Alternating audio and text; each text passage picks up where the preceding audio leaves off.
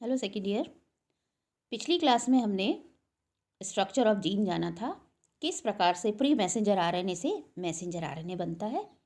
अब हम actual transcription की बात करते हैं। जो ट्रांसक्रिप्शन होता है वो एक प्रकार की एंजाइमिक सिंथेसिस ऑफ आरएनए है ऑन ए डीएनए टेम्पलेट। क्या है ये? ट्रांसक्रिप्शन एक प्रोसेस है जिसमें एंजाइमिक सिंथेसिस होती है आरएनए की, एंजाइम को यूज़ करके किस पर? डीएनए टेम्पलेट पर। तो this is the first stage in the overall process of gene expression. Gene expression को अगर हम पढ़ना चाहते हैं या बताना चाहते हैं, इसका मतलब है हम प्रोटीन बनाना चाहते हैं। जीन कैसे अपने आप को एक्सप्रेस करेगा? With the help of proteins. तो हम कह सकते हैं कि जीन एक्सप्रेशन का सबसे पहली स्टेज होती है ट्रांसक्रिप्शन, जो कि एक जीन कौन सा प्रोटीन को एनकोड करेगा वो हमें मालूम होता है। And transcription is catalysed by a RNA polymerase which requires a double stranded DNA template as well as the precursor ribonucleotide। देखिए, जो ट्रांसक्रिप्शन का प्रोसेस है उसके लिए हमें क्या चाहिए? एक तो आरएनए पॉलीमरेज, पिछली क्लास में आपको हमने बताया था 2 आरएनए पॉलीमरेज 2 और डबल स्ट्रैंडेड डीएनए का टेम्पलेट होना चाहिए जिसमें एक सेंस होगा, एक एंटी सेंस होगा। इसके अलावा वहाँ पर राइबो न्यूक्लियोटाइड्स भी होने चाहिए, क्योंकि जब आप दूसरी कॉपी बनाओगे उसका सेंस स्ट्रैंड अपनी जगह है, एंटी सेंस स्ट्रैंड अपनी जगह है डीएनए का। अब आपको एक नया स्ट्रैंड जो बनाना है आरएनए का, उसके लिए कहीं ना कहीं आपको न्यूक्लियोटाइड्स की ज़रूरत तो पड़ेगी। आप आरएनए बना रहे हैं तो आपको राइबो न्यूक्लियोटाइड्स की ज़रूरत पड़ेगी। तो राइबो न्यूक्लियोटाइड्स की आवश्यकता के लिए आप क्या करते हैं? जो पूल वहाँ का होता है, वहाँ पूल में जो ATP, GTP, CTP, UTP ये मौजूद होते हैं, क्योंकि हमें क्या चाहिए? आरएनए को बनाने के लिए adenine, guanine, cytosine and uracil, क्योंकि थाइमिन नहीं होता आरएनए में। इसीलिए हमको जो प्रिकर्सर राइबोन्यूक्लियोटाइड चाहिए वो हमें चाहिए adenosine triphosphate, guanosine triphosphate. Triphosphate देखिए प्रोवाइड एनर्जी, इसलिए हमको इनको ट्रिपल फॉस्फेट फॉर्म में हमें लेना होता है। आपने पिछले डायग्राम में देखा होगा, पिछली क्लास में जो एक डायग्राम था उसमें PPP लगा हुआ था। इसका मतलब राइबो न्यूक्लियोटाइड जो है वो किस फॉर्म में आपको मिल रहा है? ट्राइफॉस्फेट फॉर्म में, जो कि आपको एक तरह से एनर्जी भी प्रोवाइड करता है प्रोसेस के लिए। Synthesis always occurs in a fixed direction, ये आपसे पूछा जा सकता है। और वो जो सिंथेसिस होता है डीएनए से आरएनए का, वो 5 प्राइम से 3 प्राइम पोजीशन में होता है, जो end of the RNA molecule है। One of the 2 strands of DNA जो होता है वो ट्रांसक्राइब्ड होता है आरएनए में। ये आपको हम बता चुके हैं कि जो कॉपी होती है आरएनए वो एंटी सेंस स्ट्रैंड की ऑपोजिट होता है और सेंस स्ट्रैंड की कॉपी होता है। अब इस प्रोसेस में 3 प्रोसेस इन्वॉल्व होते हैं ट्रांसक्रिप्शन में। सबसे पहले होता है इनिशिएशन, फिर होता है इलोंगेशन एंड देन टर्मिनेशन। यानी आरएनए का बनना सबसे पहले जो है वो शुरुआत होगी उसकी, इनिशिएशन होगा, फिर उसके बाद वो बढ़ेगा, दीर्घीकरण उसका, इलोंगेशन, फिर टर्मिनेशन होगा, यानी अंत होगा उसका प्रोसेस का। जो यूकैरियोटिक आरएनए पॉलीमरेजेज है जो इसमें काम में आएंगे वो आपको हम पहले बता चुके हैं। जो आरएनए पॉलीमरेज फर्स्ट होता है, फंक्शन आपको मालूम ही है कि जो आरएनए पॉलीमरेज कॉम्प्लेक्सेस होते हैं वो किसके लिए रेस्पॉन्सिबल होते हैं? ट्रांसक्रिप्शन के लिए। जो different types of eukaryotic genes होते हैं उनको एंजाइम की तरह से काम में आते हैं और उनको ट्रांसक्राइब करने में मदद करते हैं। तो आरएनए पॉलीमरेज फर्स्ट जो होता है वो जो transcribes most R ribosomal RNA genes located in nucleoli, ये न्यूक्लियोलाई में प्रेजेंट होता है और राइबोसोमल आरएनए जीन्स को ट्रांसक्राइब करता है। ये इनसेंसिटिव होता है अल्फा एमेनेटिन। आपको हमने इसके बारे में पिछली क्लास में बताया था कि अगर हमें आरएनए पॉलीमरेज को डिफरेंशिएट करना है तो कुछ हमें सब्सटेंसेस की ज़रूरत होती है, कुछ प्रकार के कंपाउंड्स की। उनमें एक है अल्फा एमेनिटिन। तो ये जो होता है आरएनए पॉलीमरेज फर्स्ट, इस पर कोई फ़र्क नहीं पड़ता इसका। आरएनए पॉलीमरेज सेकंड जो होता है ये ट्रांसक्राइब करता है ऑल प्रोटीन कोडिंग जीन्स और some small nuclear RNA genes जो होते हैं वो न्यूक्लियोप्लाज्म में मौजूद होते हैं। बहुत सेंसिटिव होता है अल्फा एमेनिटिन के प्रति, और यही होता है आरएनए पॉलीमरेज सेकंड, जो कि मैसेंजर आरएनए को ट्रांसक्राइबिंग एंजाइम की तरह से काम में आता है उसमें। आरएनए पॉलीमरेज थर्ड जो होता है, ये आपको याद रखना है कि आरएनए पॉलीमरेज फर्स्ट न्यूक्लियोलाई में होता है, सेकंड न्यूक्लियोप्लाज्म में होता है, और थर्ड जो होता है ट्रांसक्राइब द जीन्स, और ये भी न्यूक्लियोप्लाज्म में ही मौजूद होता है। ये transfer RNA, 5S ribosomal RNA, small nuclear RNA और अदर प्रकार के जो भी आरएनएज होते हैं वो उनको ट्रांसक्राइब करने का काम करता है। और मॉडरेटली यानी ज़्यादा सेंसिटिव नहीं होता, लेकिन मॉडरेटली सेंसिटिव होता है अल्फा एमिनिटिन के प्रति। अब in addition to these nuclear enzymes कुछ एडिशनल पॉलीमरेजेस जो होते हैं वो यूकैरियोटिक सेल में माइटोकॉन्ड्रिया और क्लोरोप्लास्ट में भी मौजूद होते हैं, if we talk about the plants only, क्योंकि क्लोरोप्लास्ट जो होता है वो सिर्फ प्लांट्स में होता है। अब आरएनए पॉलीमरेज की जो सब यूनिट्स होती हैं, अगर हम उनकी बात करें तो तीनों आरएनए पॉलीमरेजेस जो होते हैं ये बहुत बड़े एंजाइम्स हैं, कम से कम 12 या मोर सब यूनिट्स के बने हुए होते हैं। And all three contain subunits which have homology to subunits with the E coli. जो यूकैरियोटिक सेल्स में खोजे गए हैं वो होमोलोगस हैं इकोलाई में जो पाए जाते हैं कोर आरएनए पॉलीमरेज के। जो लार्जेस्ट सब यूनिट होती है यूकैरियोटिक सेल्स में आरएनए पॉलीमरेज की, it is similar to beta prime. तो ये इतना काम का नहीं आरएनए पॉलीमरेज सब यूनिट्स का, इसे आप एक बार देख लीजिएगा। हम आगे चलते हैं। यूकैरियोटिक आरएनए पॉलीमरेज जो एक्टिविटीज़ होती हैं इसकी, ये कैटेलाइज करते हैं transcription in 5 prime to 3 prime direction, और ये synthesise RNA complementary to the antisense translate strand. ये आपको हम बता चुके हैं, एंटीसेंस का कॉम्प्लीमेंट्री स्ट्रैंड बनाते हैं ये आरएनए में। अब एक और हम बात करते हैं, एक सीटीडी आपके जब आप इसे पढ़ेंगे तो आएगा बीच में कि सीटीडी ऑफ आरएनए पॉलीमरेज 2। ये सीटीडी क्या है? कार्बोक्सिल टर्मिनल डोमेन है। Carboxyl end of RNA polymerase 2 contains a stretch of 7 amino acids. जो आरएनए पॉलीमरेज 2 होता है उसका जो कार्बोक्सिल एंड होता है वहाँ पर 7 अमीनो एसिड का एक हिस्सा पाया जाता है, जो कि 52 टाइम्स, अगर आप माउस एंजाइम के उसमें माउस की बात करें उसमें 52 टाइम्स ये एंजाइम रिपीट होता है, और ईस्ट में 26 टाइम्स। यानी स्ट्रेच ऑफ 7 अमीनो एसिड्स जो होता है वो रिपीटेडली प्रेजेंट होता है। और ये जो हेप्टापेप्टाइड होता है इसमें जो सीक्वेंस होती है वो सीक्वेंस देखिए इसमें किस प्रकार से दी हुई है, जैसे tyrosine, serine, proline, threonine, and ये जो है सारा आपको हमने बताया हुआ है, ये सारे इसमें प्रेजेंट होते हैं इस तरह के ऑर्डर में, and is known as carboxyl terminal domain. इनकी ये जो प्रेजेंस होती है 7 अमीनो एसिड्स की, जो कि रिपीटेडली प्रेजेंट होती है, और इनकी जो एक तरह से रिपीट्स होते हैं वो वाइबिलिटी के लिए बहुत ज़रूरी होते हैं। आरएनए पॉलीमरेज की जो वाइबिलिटी है उसके लिए इस कार्बोक्सिल टर्मिनल डोमेन का होना बहुत ज़रूरी है। द सीटीडी सीक्वेंस जो होती है वो फॉस्फोराइलेटेड भी हो सकती है सीरीन की साइड में और कुछ टायरोसिन्स की साइड में। जब हम इन विट्रो स्टडीज़ करते हैं, उन्होंने ये इन विट्रो स्टडीज़ ने बताया है that the CTD, in vitro का मतलब आप समझ गए होंगे आर्टिफिशियल कंडीशंस में, इन वीवो का मतलब होता है ओरिजिनल कंडीशंस में जो उसकी हैं। तो CTD is unphosphorylated at transcription initiation. जो सीटीडी होता है वो फॉस्फोराइलेटेड नहीं होता जो ट्रांसक्रिप्शन की शुरुआत होती है तब, लेकिन जब ट्रांसक्रिप्शन का इलोंगेशन होना शुरू होता है, दीर्घीकरण, उस वक्त इसका फॉस्फोराइलेशन हो जाता है और आरएनए पॉलीमरेज प्रमोटर को छोड़ देता है। ये आपको अभी आगे जब हम वो डायग्राम दिखाएंगे तो आपको ये बात समझ में आएगी कि जो सीटीडी है उसका रोल क्या है, कि इनिशिएशन जब ट्रांसक्रिप्शन का होगा तो वो फॉस्फोराइलेटेड नहीं होता, लेकिन उसकी प्रेजेंस में जब फॉस्फोराइलेशन हो जाता है तो आरएनए पॉलीमरेज जो होता है वो प्रमोटर के साथ से हट जाता है।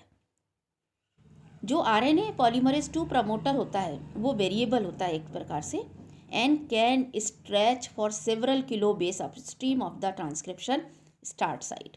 देखिए ये वर्ड्स भी आएंगे अपस्ट्रीम, डाउनस्ट्रीम, ये क्या हैं आप इन्हें पहले समझ लें, या पहले हम इसकी टाटा बॉक्स की बात करते हैं फिर आपको समझाते हैं कि जो upstream of the transcription start site है, द कोर प्रमोटर जो होता है इसका आरएनए पॉलीमरेज, हमने कहा second promoter, RNA polymerase 2 promoter का जो कोर प्रमोटर है, या इसमें 2 प्रकार के सेगमेंट्स आपको देखने को मिलते हैं। एक होता है -30 और TATA box, consensus 5 prime TA XAX 3 prime, जहाँ पर X का मतलब है A होगा वहाँ पर मौजूद या फिर T होगा। और दूसरा हिस्सा जो दूसरा सेगमेंट होता है वो कहलाता है इनिशिएटर सीक्वेंस। उसमें होती है YYCARR। यहाँ पर YY की जगह पर साइटोसिन हो सकता है और थाइमिन हो सकता है, और R की जगह पर एडिनिन और ग्वानोसिन हो सकता है। Located around nucleotide +1, initiator are rich in pyrimidines. Such genes or some genes are transcribed by RNA polymerase II have only one of these two components। देखिए कि जो जीन्स आरएनए पॉलीमरेज के द्वारा transcribed होते हैं उनमें कुछ में तो ये दोनों कंपोनेंट मौजूद हो सकते हैं और किसी में बिल्कुल भी नहीं हो सकते। किसी में एक होगा, किसी में दोनों हो सकते हैं, एंड किसी में बिल्कुल भी ये नहीं हो सकते हैं प्रेजेंट ये सेगमेंट्स। ऐसे जीन्स को हम बोलते हैं नल जीन्स। अगर आपसे पूछा जाए नल जीन्स क्या होते हैं तो आप कह सकते हैं कि आरएनए पॉलीमरेज जब जीन्स को ट्रांसक्राइब करता है तो उसमें जो प्रमोटर के सेगमेंट्स होते हैं वो प्रमोटर सेगमेंट्स अगर दोनों ही प्रेजेंट नहीं है तो उसे हम नल जीन्स के नाम से जानते हैं।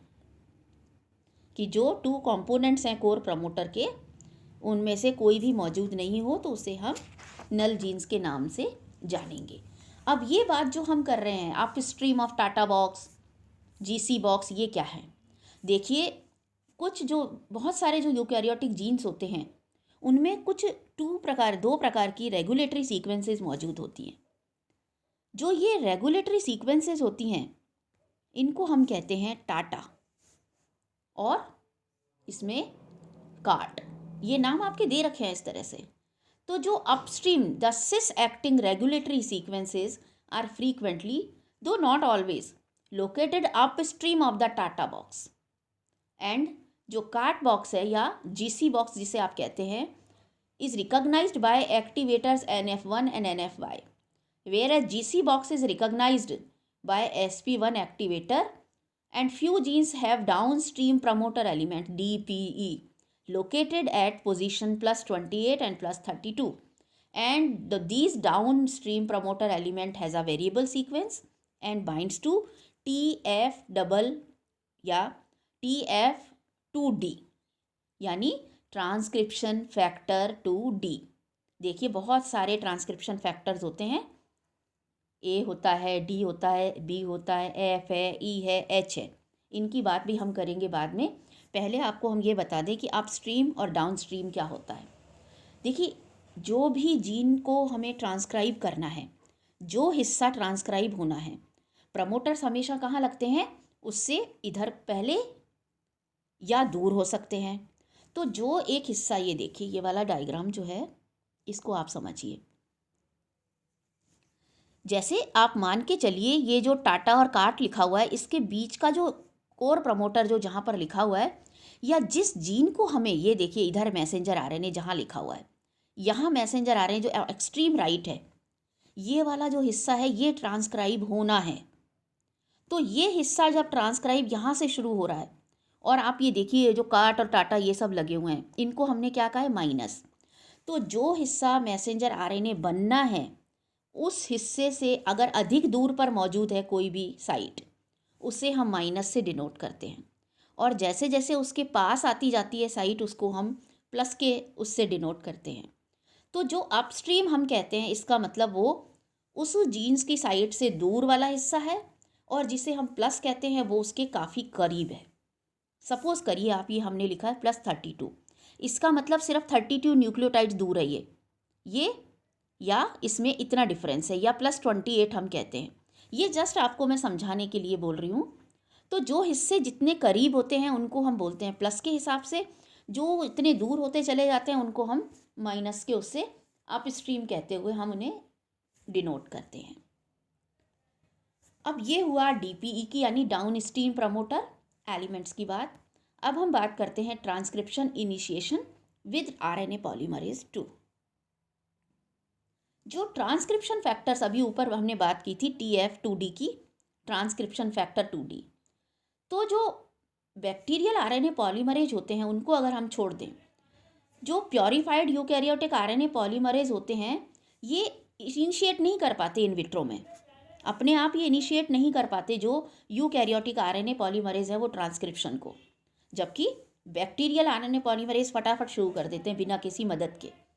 जो ट्रांसक्रिप्शन ऑफ यूकैरियोटिक जीन्स होता है उसमें बहुत सारे प्रोटीन फैक्टर्स की ज़रूरत होती है शुरू करने के लिए, और उन्हीं को हम बोलते हैं ट्रांसक्रिप्शन फैक्टर्स। ट्रांसक्रिप्शन फैक्टर्स जो हैं they are apart from RNA polymerase to initiate as well as to regulate transcription. अब आप देखिए, हमने आसानी से कह दिया था ट्रांसक्रिप्शन हो गया डीएनए से मैसेंजर आरएनए में, but it is not so simple. Bacteria में तो आसानी से फिर भी हो जाएगा, लेकिन यूकैरियोटिक सेल्स में क्या होगा, आरएनए पॉलीमरेज 2 के साथ में कुछ ट्रांसक्रिप्शन फैक्टर्स की भी आवश्यकता होगी, और ये ट्रांसक्रिप्शन फैक्टर्स एक तरह से ट्रांस रेगुलेटरी फैक्टर्स होते हैं, अ सॉल्युबल प्रोटीन होते हैं that produced by a gene distant from the chromosome region that it affects. बात वहीं आ गई जो आपको हमने बताई थी कि जो क्रोमोसोम का रीजन ट्रांसक्राइब होना है उससे ये काफ़ी दूरी पर मौजूद होते हैं ये transcription factors, and they attaches to a DNA at a gene regulatory site, and by doing so they influence the rate of transcription of a specific gene। ये जिस स्थान पर मौजूद होते हैं उससे पता लगता है कि रेट ऑफ ट्रांसक्रिप्शन क्या होगी। Generally transcription factors are of 2 general types, one is basal, another is cell specific. जो बेसल हैं यानी कि जनरल ट्रांसक्रिप्शन फैक्टर्स हैं वो हैं TF2D एंड TF2A, जो कि अटैच हो जाते हैं किससे, जीन प्रमोटर से। और सेल स्पेसिफिक जो ट्रांसक्रिप्शन रेगुलेटरी फैक्टर्स होते हैं वो रेगुलेटरी सीक्वेंस से बाउंड करते हैं, और जैसे कि एनहांसर्स कहलाते हैं, साइलेंसर्स कहलाते हैं। जो ट्रांसक्रिप्शन रेगुलेटरी प्रोटीन्स या फैक्टर्स होते हैं दे मे बी रिप्रेसर्स और ट्रांसक्रिप्शनल एक्टिवेटर्स, वो एक्टिवेट भी कर सकते हैं और दबा भी सकते हैं प्रोसेस को, जैसे कि एक्टिवेटर्स में SP1 bind to regulatory DNA sequences और स्टिमुलेट करता है वो ट्रांसक्रिप्शन को। जो जनरल ट्रांसक्रिप्शन फैक्टर्स और जो इसका आरएनए पॉलीमरेज 2 का इनिशिएशन होता है ये complex series of basal transcription factors होते हैं जो कि किससे कैरेक्टराइज होते हैं, आरएनए पॉलीमरेज 2 प्रमोटर से, and together they initiate the transcription. किस प्रकार से, देखिए ये प्रोसेस जो था ये आपको हम बता चुके थे, ये भी आपको हमने बताया up stream down stream, this is the process. यहाँ देखिए आप, ये यहाँ टाटा जो है ये वाला, ये जो है प्रमोटर है, ये यहाँ पर ये इनिशिएटर है। अब यहाँ पर बीच में ही देखिए, यहाँ पर सबसे पहले जुड़ता है ट्रांसक्रिप्शन फैक्टर 2D, ये टाटा बॉक्स के साथ बंधता है। उसके बाद इसके साथ अटैच होता है फैक्टर 2A, उसके बाद अटैच होता है 2B, फिर 2F, और यहाँ पर आरएनए पॉलीमरेज से 2F जुड़ के जाता है, यानी आरएनए पॉलीमरेज एंजाइम उसके साथ F जुड़ जाता है, फिर ये यहाँ पर अटैच होता है इससे, फिर E अटैच होता है एंड देन H। ये इनिशिएशन प्रोसेस है ट्रांसक्रिप्शन का। It is not so easy as we were thinking. यहाँ पर देखिए आप, ये कंप्लीट ट्रांसक्रिप्शन हो गया। ये जो DNA है यहाँ टाटा है, यहाँ पर ये देखिए आप, ये स्टार्टिंग जो इसका है पॉइंट, बहुत आसानी से आपको अगर इसे समझेंगे तो समझ आ जाएगा। ये देखिए कोर प्रमोटर है ये यहाँ पर टाटा, ठीक है, इतने हिस्से में। यहाँ सबसे पहले इससे बाइंड होता है ये TFID, ये देखिए यहाँ पर टाटा के पास में TF2D जो है वो बंधा। अब इस TF2D के साथ में कौन सा बंध गया, A और B बंध गए। ये देखिए आप, कितनी खूबसूरती से इसे दिखा रखा है, आप आसानी से समझ जाएंगे। ये पूरा प्रोसेस है transcription initiation with RNA polymerase. तो अगर एग्जाम में आपसे पूछा जाता है तो ये diagram is very much appropriate to explain. तो यहाँ आपने देखा ये कोर प्रमोटर है, कोर प्रमोटर से TF2D जुड़ा, उसके बाद A और B भी जुड़ गए। अब यहाँ पर जो था पॉलीमरेज आरएनए, जो पॉलीमरेज 2 है वो काम में आता है, और उसके साथ पहले ही जुड़ जाता है F, ये कॉम्प्लेक्स सा बन जाता है, और फिर ये कॉम्प्लेक्स अटैच होता है इससे टाटा बॉक्स से। ये देखिए यहाँ B भी लगा हुआ था पहले से, उसी हिस्से पर जाकर ये जुड़ जाता है। अब यहाँ पर आप देखिए F और ये E और H जुड़ते हैं, ये देखिए यहाँ पर E और H जुड़ गए। उसके बाद F भी जुड़ जा, इसमें H के बाद में H जुड़ गया इसमें। अब ये आपके पास में ये प्री इनिशिएशन कॉम्प्लेक्स कहलाता है, जिसमें कि कितने ट्रांसक्रिप्शन फैक्टर्स हैं, 1 2 3 4 5 6 ट्रांसक्रिप्शन फैक्टर्स जुड़े हुए हैं और आरएनए पॉलीमरेज 2 जुड़ा हुआ है। अब ATP की ज़रूरत पड़ती है यहाँ पर, और वो एनर्जी इसको प्रोवाइड करता है। यहाँ पर देखिए आप कितनी खूबसूरती से आरएनए पॉलीमरेज 2 जो है वो फॉस्फोराइलेटेड हो जाता है। एटीपी के 2 फॉस्फोरस मॉलिक्यूल्स इसको मिल जाते हैं और ये सेपरेट हो जाता है इससे। RNA polymerase undergoes phosphorylation and now transcription begins. कितना आसानी से हमने कह दिया था डीएनए से आरएनए फटाफट बन जाएगा। ये डबल स्ट्रैंडेड डीएनए पर सारी प्रक्रिया हो रही है। देखिए अब यहाँ से ये शुरू करेगा राइट हैंड डायरेक्शन में ट्रांसक्रिप्शन को, यानी अब ये आरएनए पॉलीमरेज 2 एक्टिवेट हुआ है। ये शुरुआत अब कर सकता है इसकी। नेक्स्ट उसमें आपको हम आगे का प्रोसेस समझाएंगे।